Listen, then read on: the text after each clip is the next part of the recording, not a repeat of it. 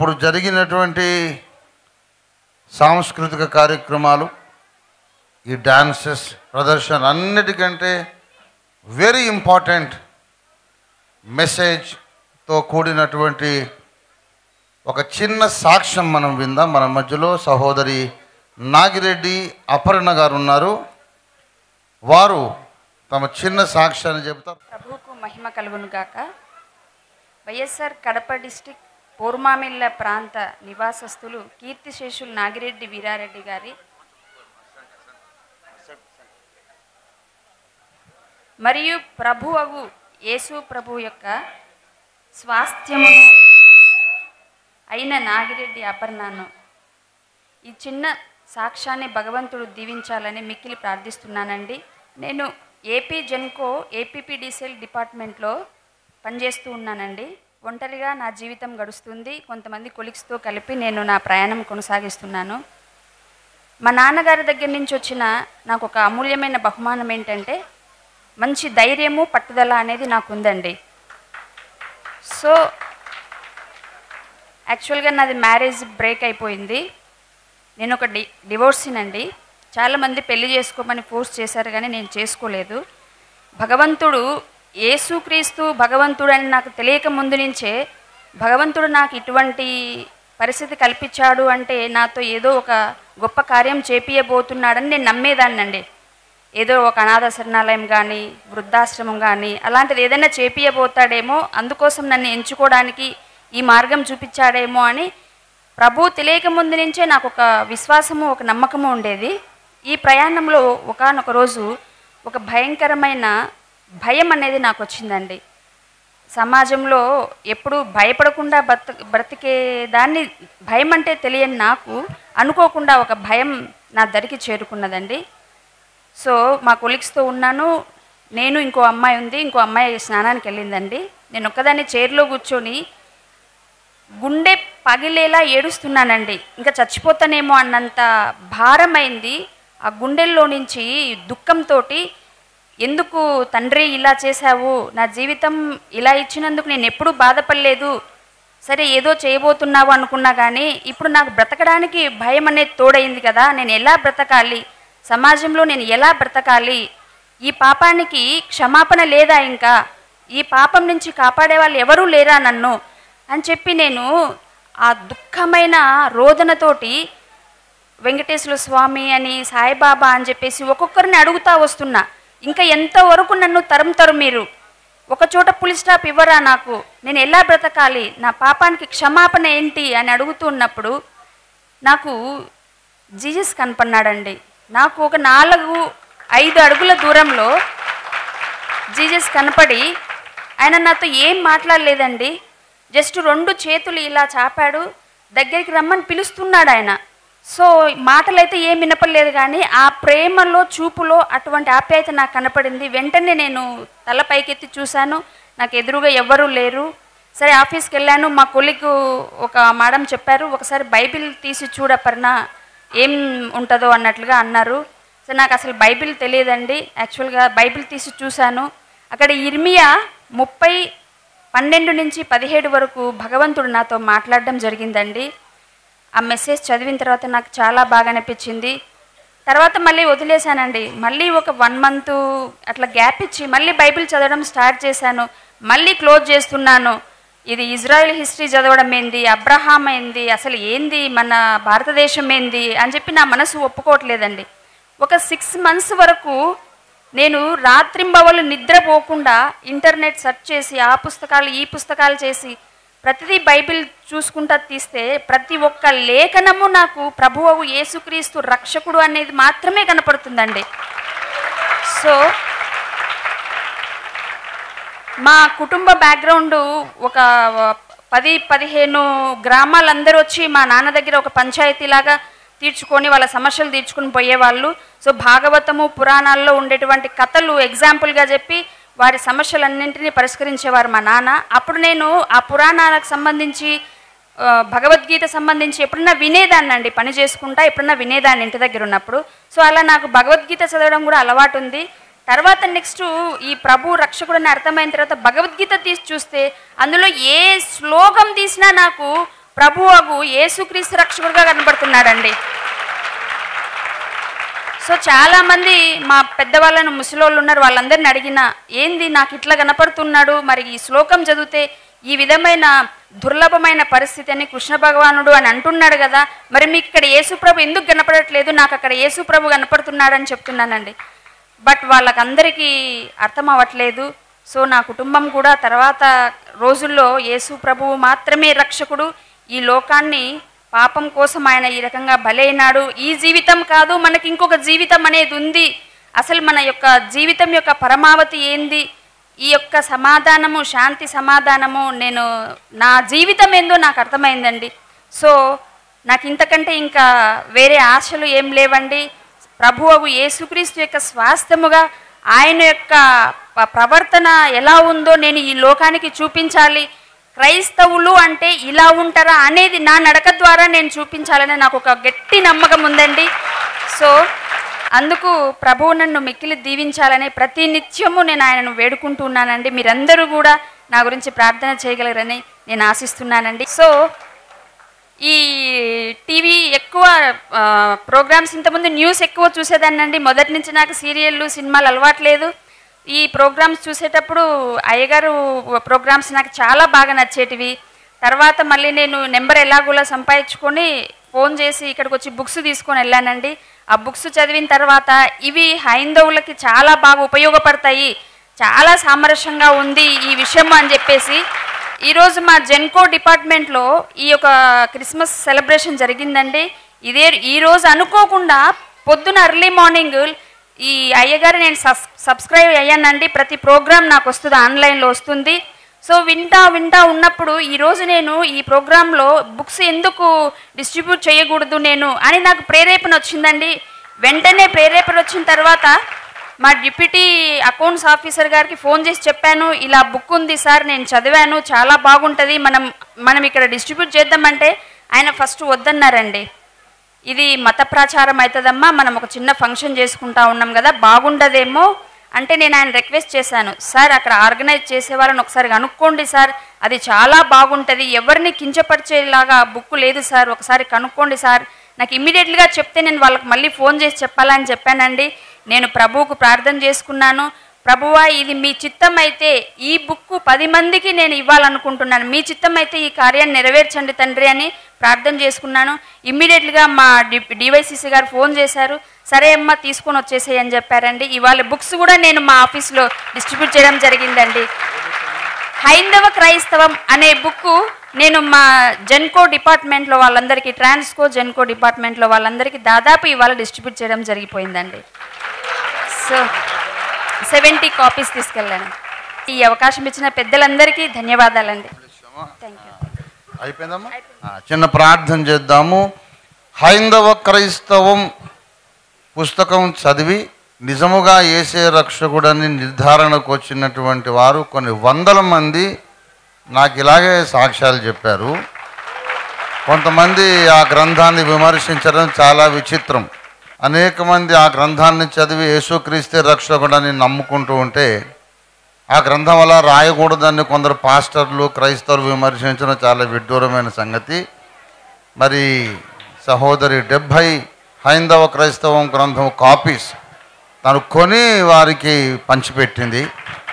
ఈ యొక్క అద్భుతమైన కార్యాన్ని బట్టి దేవుణ్ణి స్తుతిద్దాం. సహోదరి నాగిరెడ్డి అపర్ణ గారు అమ్మ కొరకు మనం ప్రార్థన చేద్దాం. స్తోత్రునైనా నీ ప్రియ కుమార్తె మా ప్రియ సహోదరి నాగిరెడ్డి అపర్ణమ్మ కొరకు నీకు వందనాలు చెల్లిస్తున్నాం. కుమార్తెను అద్భుతంగా ఈ మజిలీకి మీరు చేర్చారు. తన జీవితంలో జరిగిన బాధాకరమైన సంభవాలన్నీ దేవుని చిత్తమేనని, దేవుడే ఒక ఉన్నత సంకల్పంతో తనను ఆ దారి గుండా నడిపించాడని నమ్మగలిగిన ఈ నీ కుమార్తె ఒక విశ్వాసము కొరకు నీకు వందనాలు. కుమార్తె ద్వారా హైందవ క్రైస్తవం గ్రంథాలు అందుకున్న ప్రతి ఒక్కరు కూడా తప్పక రక్షణ పొందడానికి సత్యము తెలుసుకోవడానికి సహాయం చేయండి. యేసు నీ రాకడ వరకు ఈ నీ కుమార్తెను ఈ ఆయురారోగ్య సౌభాగ్య క్షేమములతో ఆశీర్వదించి కాపాడమని యేసు నామములో అడుగుచున్నాం తండ్రి. God bless you. God bless you. వద్దాం గాడ్ బ్లెస్ యూ. ఇవాళ మన ప్రజానాయకులు చాలామంది రాలేకపోవడానికి కారణం ఏంటంటే ఇవాళే లాల్ బహదూర్ స్టేడియంలో తెలంగాణ రాష్ట్ర ప్రభుత్వం వారు నిర్వహించిన మన ముఖ్యమంత్రి వర్యులు గౌరవ సన్మానపాత్రులైనటువంటి శ్రీ కల్వకుంట్ల చంద్రశేఖరరావు గారు మన గౌరవ ముఖ్యమంత్రి గారి అధ్యక్షతలో మన స్టేట్ గవర్నమెంట్ నిర్వహించినటువంటి క్రిస్మస్ వేడుకలు ఇవాళే మనం ఇక్కడ ఈ వేడుక జరుపుతుండగా అక్కడ ఆ వేడుక జరిగింది. మేము లైవ్లో చూస్తూ ఉన్నాం మా మొబైల్స్లో. ముఖ్యమంత్రి గారు మంచి వాగ్దానాలు చేశారు. వారు చెప్పినటువంటి 3 విషయాలు నేను ఇక్కడ మళ్ళీ చెబుతున్నాను. నేను అక్కడ 2 చోట్ల ఉన్నట్టే. I was following that programme and this programme also. నేను ఒక చిన్న సైజు సర్వాంతర్యామిని అనుకోండి. సర్వాంతర్యామిని కాదు, దేవుడు ఇక్కడ సర్వాంతర్యామి, కానీ నా మైండ్ మాత్రం సర్వాంతర్యామి. మరి వారు 3 విషయాలు చెప్పారు ముఖ్యమంత్రి గారు. మొట్టమొదటి విషయం, క్రైస్తవుల మీద దాడులు మేము సహించేది లేదు అన్నారు. ఇది మొదటి విషయం వారు చెప్పారు. ఇంకొక విషయం చెప్పారు ఏంటంటే, క్రైస్తవ మందిరాలను కూలగొట్టడానికి అధికార వర్గాలు ఎప్పుడు పూనుకోకండి, దాని మేము వ్యతిరేకం. క్రైస్తవ మందిరాలు కట్టించడానికి మేము ప్రభుత్వం నిధులు ఇస్తాము అని వారు ప్రకటించారు. He has gone on record. We will cooperate to build up churches, not to demolish churches అన్నారు. 3వ విషయం ఏంటంటే, బంగారు తెలంగాణ సాధిద్దామని మా ప్రభుత్వం నడుము కట్టింది, పనిచేస్తూ ఉన్నాం, కృషి చేస్తున్నాం. బంగారు తెలంగాణ అంటే ఏదో 100కి 10 మంది బాగుపడేది కాదు. బంగారు తెలంగాణ 100కి 100 మంది, అన్ని కులాల అన్ని మతాల వారు బాగుపడేదే బంగారు తెలంగాణ. అందులో క్రైస్తవులు కూడా ఉన్నారన్నాడు మన గౌరవ ముఖ్యమంత్రి గారు చెప్పిన 3వ విషయం. 4వ విషయం కూడా చెప్పారు. ఈ బంగారు తెలంగాణ నిర్మాణంలో క్రైస్తవులు కూడా భాగస్వాములు కావాలి, క్రైస్తవుల భాగస్వామ్యం కూడా ఉంటేనే ఈ బంగారు తెలంగాణ తయారవుతుంది, నిర్మాణం అవుతుందని చెప్పారు. కనుక వారి విశాల హృదయానికి, వారి సర్వమత సమానత్వ భావనకు, సర్వజన సమానత్వ భావనకు, వారి విశాల హృదయానికి నేను రాష్ట్రీయ క్రైస్తవ పరిషత్ పక్షంగా వారికి నా జేజేలు పలుకుతున్నాను. మన ముఖ్యమంత్రి గారు వర్ధిల్లాలి, ఈ ప్రభుత్వం వర్ధిల్లాలి. మరి నేను ఎన్నోసార్లు చెబుతూ ఉంటాను, దేవుడు నాకు అప్పగించినటువంటి బాధ్యత ఎటువంటిదంటే, అవసరమైన మేరకు కరుకుదనము, అన్ని విధాల వ్యవహార దక్షత, ధైర్యం, తెగింపు ఉంటేనే దేవుడు నాకు అప్పగించిన పని నేను చేయగలను. మొత్తం ఇప్పుడు నడుస్తున్నది కర్ణభారతం. దాని గుణం కలిగిన వాడు, ఉత్తమ వ్యక్తిత్వం అంతా కలిగిన వాడు, మిస్టర్ గుడ్ అన్నమాట. కర్ణుడు అంటే సర్వ శుభ లక్షణాలు కలిగిన వాడు. అలాంటి వాడిని కులం పేరు చెప్పి తొక్కేశారు. నువ్వు సూతపుత్రుడివి, నువ్వు పనికి మాలినోడివని దర్బారులో, యుద్ధరంగంలో ఎక్కడ చూసినా ఆయన్ని అవమానిస్తూ పోయారు. ఇవాళ భారతదేశంలో కర్ణుడిలాగానే ఎందరో మహామేధావులు, అన్ని విధాల అన్ని రంగాలలో వ్యవహార దక్షత కలిగి, సబ్జెక్ట్ నాలెడ్జ్ కలిగి, జ్ఞానం కలిగి, దేశభక్తి కలిగి, సేవా దృక్పథం కలిగినటువంటి ఉత్తమ వ్యక్తిత్వం కలిగిన కోట్లాది మంది ఇవాళ కులం పేరు మీద తొక్కివేయబడుతూ ఉన్నారు. ఇది కర్ణభారతం. ఈ కర్ణభారతాన్ని స్వర్ణ భారతం చేయాలని అందరికంటే ముందు కంకణం కట్టుకున్నది నేను. ఇవాళ మన గౌరవ ప్రధానమంత్రి గారు పోయిన సంవత్సరం ఆగస్టు 15న స్వచ్ఛ భారత్ నిర్మాణం చేయాలని ప్రకటించారు. మొన్న ఆగస్టులోనేమో శ్రేష్ఠ భారత్ నిర్మాణం చేయాలని వారు ప్రకటించారు. మరి నేను ప్రకటిస్తున్నాను, స్వచ్ఛ భారత్ కావాలి, శ్రేష్ఠ భారత్ తయారు కావాలి. తర్వాత స్వర్ణ భారతం ఎప్పుడవుతుందంటే, బంగారు తెలంగాణ, బంగారు భారతదేశం ఎప్పుడవుతుందంటే, కుల వివక్ష నశించాలి, మతోన్మాదము నశించాలి, అందరి భగవంతుడు, అందరి సృష్టికర్త ఒక్కడేనని అందరూ గ్రహించాలి. You cannot have one Christian creator and Muslim creator and one Hindu creator. Creator is one ఒక క్రైస్తవ సృష్టికర్త, ముస్లిం సృష్టికర్త, హిందూ సృష్టికర్త ఉండడు. సృష్టికర్త ఒక్కడే. ముస్లింలను, హిందువులను, క్రైస్తవులను, ఆఖరికి నాస్తికులను కూడా పుట్టించిన దేవుడు ఒక్కడే. ఆ ఒక్క దేవుణ్ణి తెలుసుకోమని సంత నిరంకారి బాబా వారు సందేశం ఇచ్చారు. సంత నిరంకారి బాబా చెప్పింది ఏమిటంటే, ఏకో జానో ఏకో మానో, అల్లా ఏక్ హై అంటారు, ఏకో నారాయణ అంటారు, దేవుడు ఒక్కడే అంటారు. ఆ ఒక్కడే వాడు అర్థం కావట్లేదు. ఆ ఒక్కడే నీ తండ్రి నా తండ్రి అన్నప్పుడు మనం కొట్టుకోవడం ఎందుకు? నువ్వు నన్ను చంపడం ఎందుకు? నేను నీ మీద కేసులు పెట్టడం ఎందుకు? నీ సృష్టికర్త నా సృష్టికర్త ఒక్కడైనప్పుడు మనం ఎందుకు ఇలాగున్న విడిపోయి ఉన్నామంటే ఆ ఒక్కడెవడో తెలియలేదు. ఆ ఒక్కడిని నేను తెలుసుకున్నాను. అందరి సృష్టికర్త యేసుక్రీస్తు ప్రభు అని ఘంటాపదంగా కుండ బద్దలు కొట్టి భారతదేశానికి, ప్రపంచంలో ఉన్న ప్రతి మనిషికి కాదనడానికి వీలు లేకుండా నిరూపించడానికి దేవుడు నన్ను లేవనెత్త. నేను పుట్టింది అందుకు. 1959 ఏప్రిల్ 5న నేను పుట్టింది అందుకు. నేను ఇప్పుడు చెబుతున్నా, నేను కారణ జన్ముణ్ణి. ఈ సంగతి చాలామంది చెప్పిన తర్వాత నేను చెప్తున్నా. I'm Born with a purpose. I know ideological warfare నేను మొదలు పెడుతున్నానని 1980లో ప్రకటించాను. 1980లో 37 సంవత్సరాల కిందట మేధోయుద్ధం ప్రకటిస్తున్నాను. భారతదేశం ముందుకెళ్ళకపోవడానికి, అభివృద్ధి చెందకపోవడానికి, మత కలహాలు రావడానికి, గ్రాహం స్టెయిన్స్ హత్య లాంటి ఘాతుకాలు జరగడానికి, ఒరిస్సా కంధమాల్ జిల్లాలో జరిగినటువంటి ఘోరమైన కృత్యాలు జరగడానికి కారణం ఏమిటంటే, ప్రజల మనస్సుల్లో చీకటి ఆవరించింది, చెత్త పెరిగిపోయింది. స్వచ్ఛ భారత్ చేయమన్నారు మన గౌరవ ప్రధానమంత్రి గారు. రోడ్ల మీద చెత్త ఊడవాలి, నిజమే. రోడ్ల మీద వీధుల్లో ఉన్న చెత్త ఊడ్చి పారేయడం స్వచ్ఛ భారత్. కానీ రాష్ట్రీయ క్రైస్తవ పరిషత్ పూనుకున్నది రోడ్ల మీద చెత్త కంటే ముఖ్యంగా ప్రజల మనస్సులలో పేరుకుపోయిన చెత్త ఊడ్చి పారేయడానికి క్రైస్తవ పరిషత్, రాష్ట్రీయ క్రైస్తవ పరిషత్ పూనుకుంది. We fight against casteism.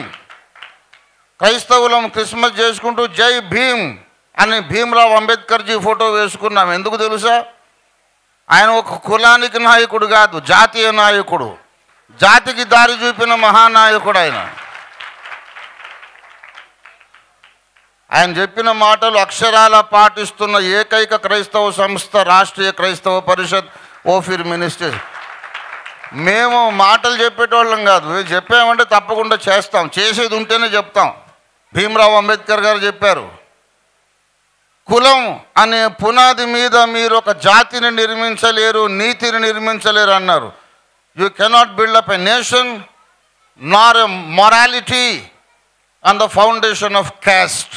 కులం అంటే నువ్వు వేరు నేను వేరు బేసికల్లీ అని చెప్పడం. నువ్వు వేరు నేను వేరు అన్నాకు నీతి ఎట్లా ఉంటుంది? నాకు రైట్ అయితే నీకు రాంగ్ అవుతుంది.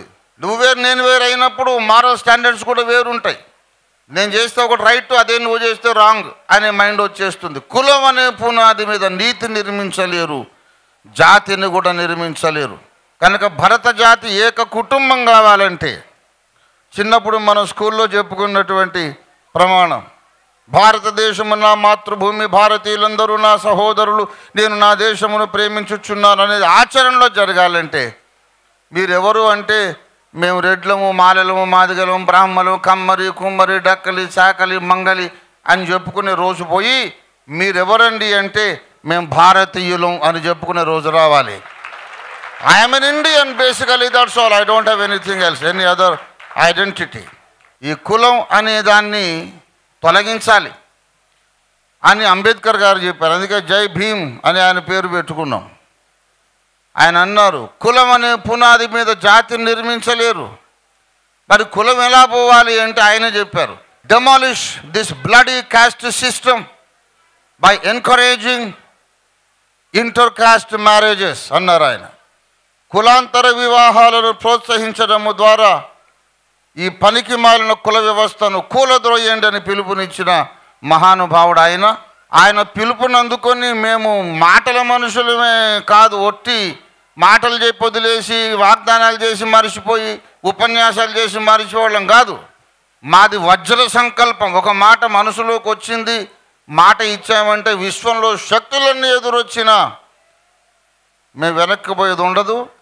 ఆయన పిలుపును నేను శిరసావహించి ఆ ధ్యేయానికి నేను అంకితం. ఇప్పటికే 320 కులాంతర వివాహాలు నా ఖర్చు మీద నేను చేశాను. 320 కులాంతర వివాహాలు. సేమ్ కాస్ట్ కాదు, భార్య ఒక కాస్ట్ అయితే భర్త ఇంకో కాస్ట్, అమ్మాయి ఒక కులం అయితే అబ్బాయి ఇంకో కులం, ఈ అబ్బాయి కులం వేరు అమ్మాయి కులం వేరు.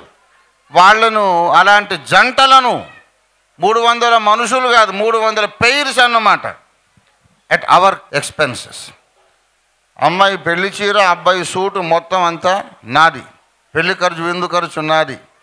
దేశం మొత్తం మీద ఎవరైనా సరే కుల వ్యవస్థకు విరోధంగా పోరాడే ఆదర్శంతో అమ్మాయి అబ్బాయి ఇద్దరు ప్రయోజకులై విద్య చదువు సంస్కారం ఉండి వారు సీరియస్గా ఒక ఆదర్శం కొరకు కట్టుబడ్డ వాళ్ళైతే, పెళ్లి చేసుకునే స్తోమత లేకపోతే నేను బ్రతుకున్నంత వరకు వారు ఎవరైనా సరే వాళ్ళు యేసు మతంలో ఉండాల్సిన అవసరం లేదు. కులాంతర వివాహం అయితే చాలు, నేను వాళ్ళ పెళ్లి చేస్తానని ప్రకటిస్తున్నాను. ఎందుకు తెలుసా? కులం మీద పగబట్టాను నేను. అందరూ నన్ను మెచ్చుకుంటున్నారు, అంత మంచోడిని ఏం కాదు, కొంచెం క్రూరుండు కూడా. కులం మీద పగబట్టాను. కులం అనే దాన్ని చావ చితగొడతారు. ఎందుకంటే భారతదేశంలో అనేక మంది యేసే సత్యదేవుడని తెలుసుకొని కూడా బయటికి రాకుండా ఉన్న కారణం కులం అని అడ్డు కూడా ఉన్నది. కాబట్టి కులానికి భయపడి చాలామంది రావట్లేదు. చాలామందికి తెలుసు యేసే రక్షకుడని, కానీ బయటకు వస్తే కులం వెలివేస్తుంది అనుకుంటున్నారు. వేదములలో ప్రకటించబడి వేదముల ప్రవచనములను నెరవేర్చడానికి శరీరధారి అయి మన కొరకు యజ్ఞమై తిరిగి లేచినటువంటి నాదస్వరూపుడు యేసును పట్టుకొని మాలదేవుడు అన్నారు, మాదిగ దేవుడు అన్నారు, ఇంగ్లీష్ వాళ్ళ దేవుడు అన్నారు, కులం తక్కువ దేవుడు అన్నారు. ఇంత పాపం ఊరికనే పోతుందా? భారతదేశం అభివృద్ధిలోకి రాకపోవడానికి కారణం ఇది. నా దేశం బాగుండాలంటే ఓంకార స్వరూపుడు నాదస్వరూపుడైన యేసును దూషించడం మానుకోవాలి. యేసు భక్తులను హింసించడం మానుకోవాలి. యేసు ప్రార్థనా మందిరాలను అక్రమంగా కూల్చివేయడం మానుకోవాలి. క్రైస్తవ దేవాలయాలను కూల్చివేయడానికి మాకు హక్కున్నది, వాళ్ళు అక్రమంగా కట్టుకున్నారు అని అంటున్న అధికార వర్గాలను నేను ప్రశ్నిస్తున్నా. ఈనాడు ఆర్కేపీ అధినేతగా క్రైస్తవ సమాజ ప్రతినిధిగా నేను ప్రశ్నిస్తున్నా. దేశంలో ఉన్న టెంపుల్స్కు, దర్గాలకు, మసీదులకు అన్నిటికీ డాక్యుమెంటేషన్ ఉన్నదా అని అడుగుతున్నాను నేను.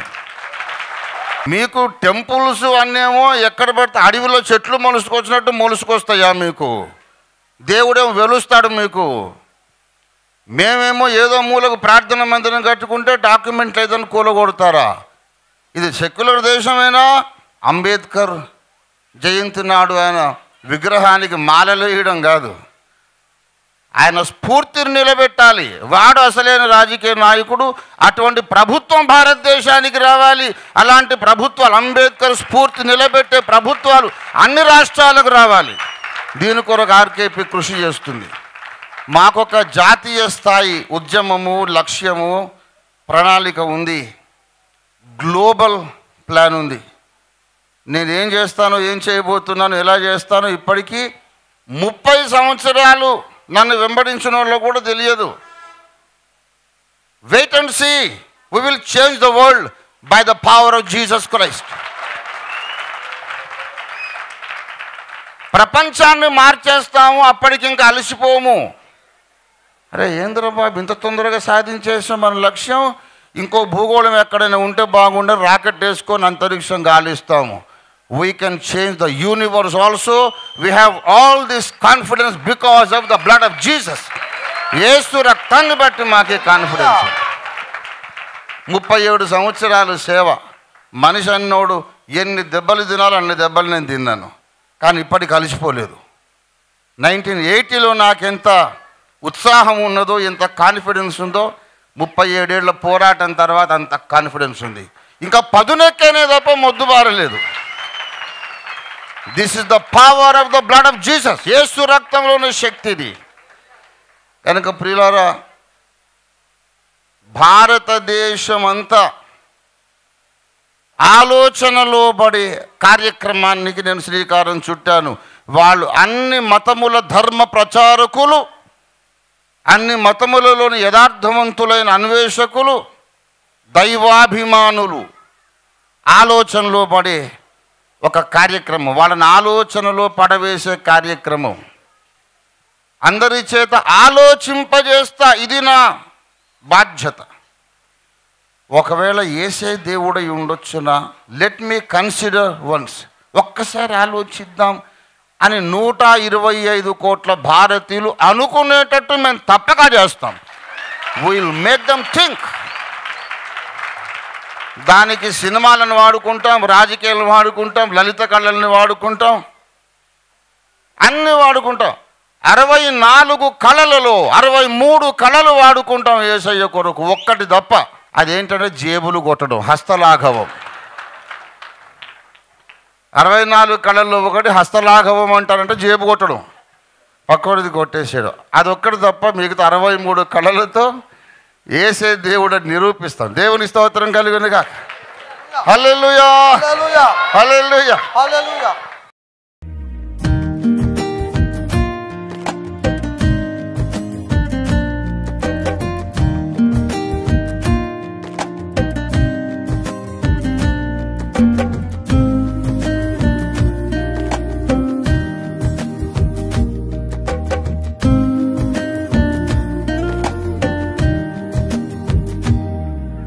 మరిన్ని వివరములకు మమ్మల్ని సంప్రదించండి.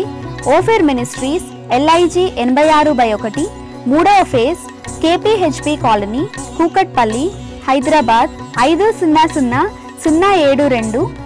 మా ఫోన్ నంబర్స్ 9908773008, 9955110444. మా వెబ్సైట్ www.ofirministries.org. మా ఇమెయిల్ satyvedasaram@ofirministries.org.